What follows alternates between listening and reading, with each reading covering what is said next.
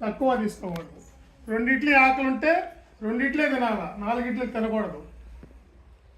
4 ఇడ్లీలు ఆకలి ఉందనుకోండి, 4 ఇడ్లీ తినాలా. 1 ఇడ్లీ తినకూడదు, 6 ఇడ్లీలు తినకూడదు. అంటే సమంగా ఉండాలి, సమత్వంగా ఉండాలి మనం తీసుకున్నటువంటి ఆహారం. ఇప్పుడు సాత్విక ఆహారం గురించి చెప్పుకున్నాం, మితాహారం గురించి చెప్పుకున్నాం. తర్వాత మూడోది దైవార్పితమై ఉండాలి. మనం తీసుకునే ఆహారము పవిత్రమైనటువంటిది ఉండాలి. మనం తీసుకునే ఆహారం పవిత్రమైనప్పుడు మన మనస్సు కూడా పవిత్రంగా ఉంటుంది.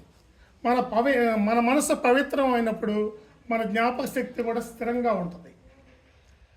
గీతలో చెప్పాడు, పత్రం ఫలం పుష్పం నాకు భక్తితో ప్రేమతో ఎవరైతే సమర్పిస్తానో నేను స్వీకరిస్తాను అని చెప్పడం జరిగింది.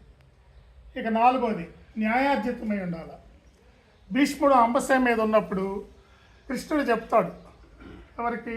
పాండవులకు చెప్తాడు, పోయి భీష్ముడి దగ్గర ధర్మాన్ని గురించి తెలుసుకోమని చెప్పి పాండవులకు చెప్తాడు కృష్ణుడు.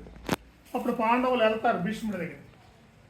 వెళ్ళినప్పుడు ధర్మాన్ని గురించి భీష్ముడు చెప్తా ఉంటాడు. చెప్తున్నప్పుడు ద్రౌపది నవ్వుద్ది. ఎందుకు నవ్వావు అని చెప్పి భీష్ముడు ద్రౌపదిని అడుగుద్ది.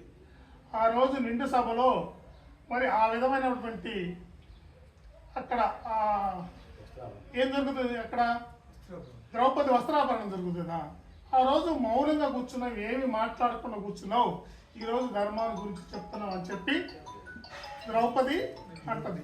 అప్పుడు భీష్ముడు ఏమంటాడంటే, నేను అన్యాయార్జితంగా సంపాదించేటువంటి అన్యాయార్జితంగా ప్రవర్తించేటువంటి కౌరవుల పక్కన ఉన్నాను కాబట్టి ఆ రోజు నాకు ధర్మాన్ని గురించి గుర్తుకు రాలేదు అంటాడు. దీన్ని